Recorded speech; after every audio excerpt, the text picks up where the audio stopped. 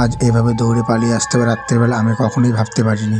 আজ আমি এমন একটা জায়গায় গেছিলাম সেখানে নাকি পুরনো আত্মা এখনো ঘুরে বেড়ায়। তো হ্যালো বন্ধুরা, তোমরা সবাই কেমন আছো? আশা করি ভালো আছো। ভিডিওটা প্রথম থেকে দেখতে থেকে সব জানতে পারবে। আজ আমি চলে গেছিলাম আমার বন্ধুর বাড়িতে কদিনের জন্য ঘুরতে। সেখানে গিয়েও আমার সঙ্গে এমন কিছু হবে আমি কখনোই ভাবতে পারিনি। তো আমি বন্ধুর বাড়িতে গিয়ে রাত্রিবেলা একটু ঘুরতে বেরিয়েছিলাম। তো ঘুরতে ঘুরতে আমার একটা কেমন ভয় লাগছিল। তারপর চোখে পড়লো আমার এই জুতোটার দিকে। তো এই জুতোটা দেখে তো আমার ভীষণ ভয় লাগছিল। তারপর ওখান থেকে কিছু ভয়ঙ্কর কান্নার আওয়াজ শুনতে পাই। ওখানে গিয়েছে আমার মনে হচ্ছিল আমার চারিপাশ দিয়ে কিছু ভয়ঙ্কর আত্মা ঘুরে বেড়াচ্ছে। তারপর আমি ওখান থেকে দৌড়ে পালিয়ে চলে আসি। তারপর এইদিকে আসতে আমার চোখে পড়লো কিছু ভাইরা দাঁড়িয়ে আছে এখানে।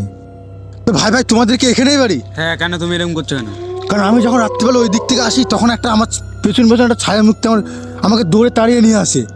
মূর্তি মানে এখানে তো আগে এখানে বাড়ি ঘর ছিল না, আগে হ্যাঁ, এখানে শ্মশান মশান মানে বিয়ে করা হতো। হ্যাঁ তাই তো এখানে মানে ভূত মানে দেখা যায় হ্যাঁ।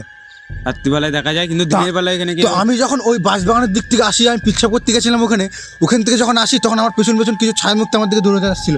আমি ওখান থেকে পালিয়ে তোমাদের কাছে আসলাম, তোমরা দেখছি রাত্রিবেলা দাঁড়িয়ে আছো।